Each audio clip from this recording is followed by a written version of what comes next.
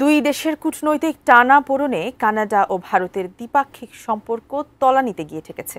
চলতি জুন মাসের 15 তারিখ কানাডায় শুরু হবে G7 শীর্ষ সম্মেলন। এর আগের সম্মেলনে ভারত অংশগ্রহণ করলেও এবার ভারতকে আমন্ত্রণ জানায়নি কানাডা। কিন্তু কেন?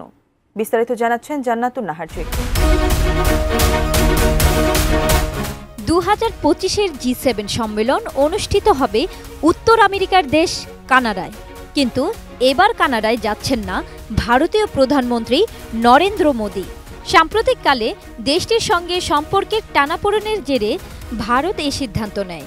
যদিও সম্মেলনে অংশ নেওয়ার জন্য এখনো পর্যন্ত ভারতের প্রধানমন্ত্রীকে আমন্ত্রণ পাঠায়নি কানাডা। মঙ্গলবার ভারতীয় বার্তা সংস্থা PTI-এর বরাত দিয়ে এক প্রতিবেদনে এই তথ্য জানিয়েছে সংবাদ মাধ্যম NDTV।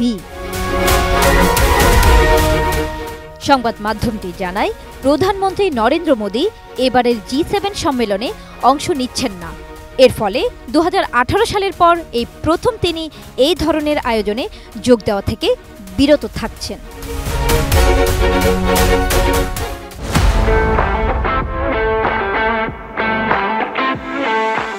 NDTV আরও জানায়, আগামী 15 থেকে 17 জুন পর্যন্ত G7 সম্মেলনটি অনুষ্ঠিত হতে যাচ্ছে। সেখানে বৈশ্বিক গুরুত্বপূর্ণ বিভিন্ন ইস্যু নিয়ে আলোচনা হওয়ার কথা রয়েছে, যেমন রাশিয়া ইউক্রেন যুদ্ধ এবং পশ্চিম এশিয়ার বিভিন্ন উত্তেজনাকর পরিস্থিতি। ভারত ও কানাডার সম্পর্ক চূড়ান্ত অবনতির দিকে মোড় নেয় 2023 সালে। নরেন্দ্র মোদিকে এই সম্মেলনে আমন্ত্রণ না জানানোর পেছনে কারণ হিসেবে সামনে এসেছে দুদেশের সাম্প্রতিক টানাপোড়েন।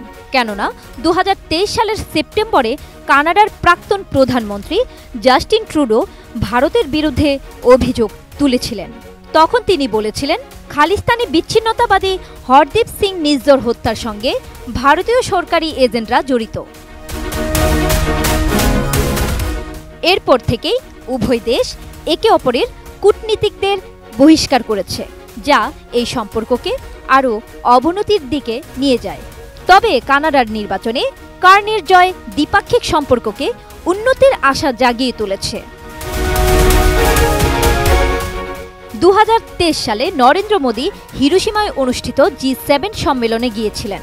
এর আগেও তিনি ইতালি, জার্মানি ও অন্যান্য সম্মেলনেও উপস্থিত ছিলেন।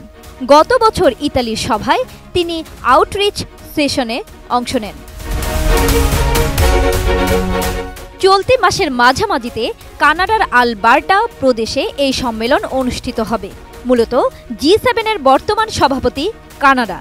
সংগঠনটিতে যুক্তরাষ্ট্র, যুক্তরাজ্য, ফ্রান্স, জার্মানি, ইতালি, কানাডা ও জাপান রয়েছে। এবার আয়োজক হিসেবে সম্মেলনের আয়োজন করছে কানাডা। জান্নাতুন Nahar Jerry, desk report, ATN news.